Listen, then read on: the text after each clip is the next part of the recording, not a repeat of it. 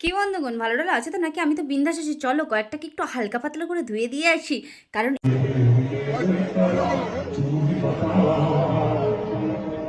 তোমরা যে কনসার্টটা দেখছো এটা কিন্তু বাংলাদেশের কনসার্ট ছিল, কারণ এখানে অনেক লোক ছিল।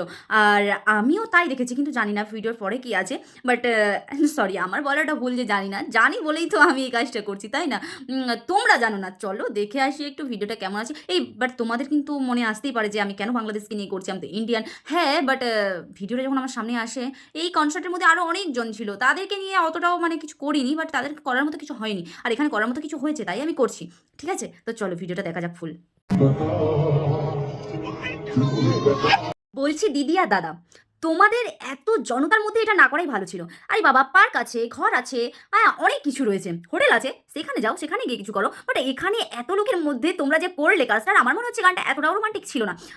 আর আমার কি মনে হচ্ছিল জানো তো, যে তোমরা ভেবেছো যে আমাদের কেউ দেখতেই পায়নি, কিন্তু অনেকে আছে তারা ঠিক লক্ষ্য করে করে ঠিক ঠিক মানুষের কাছে ক্যামেরাটা নিয়ে গিয়ে ভালো করে সেটা ভিডিও করেছে। আর ক্যামেরা বন্দি হয়ে গেছো তোমরা, আর আমার কাছে তোমরা রোস্ট হয়ে গেছো, তাই তো? আরে বৌদি, তুমি জানো না এই বেদানার ফল কে বানিয়েছে? তোমার হাজবেন্ড, আই মিন আমাদের দাদা হবে সে তো।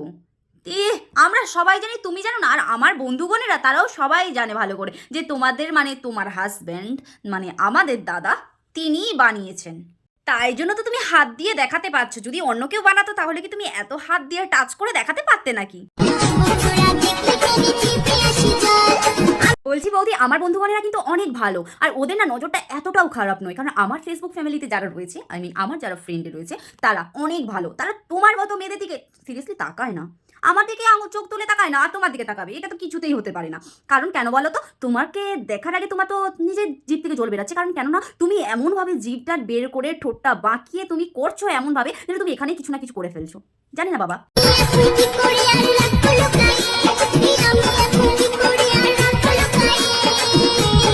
বুঝেছি বৌদি, তুমি যে লুকিয়ে রাখতে পারছো না, তাই তো তুমি একদম ক্যামেরার সামনে বহু মানুষকে খুলে দেখিয়ে দিচ্ছ।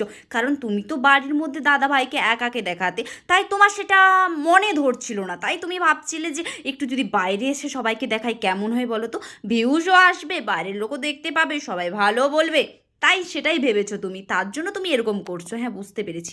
ভিডিওটা ভালো লাগলে অবশ্যই লাইক কমেন্ট শেয়ার করে দিও। দেখা যায় নেক্সট কোনো ভিডিওতে। Bye bye.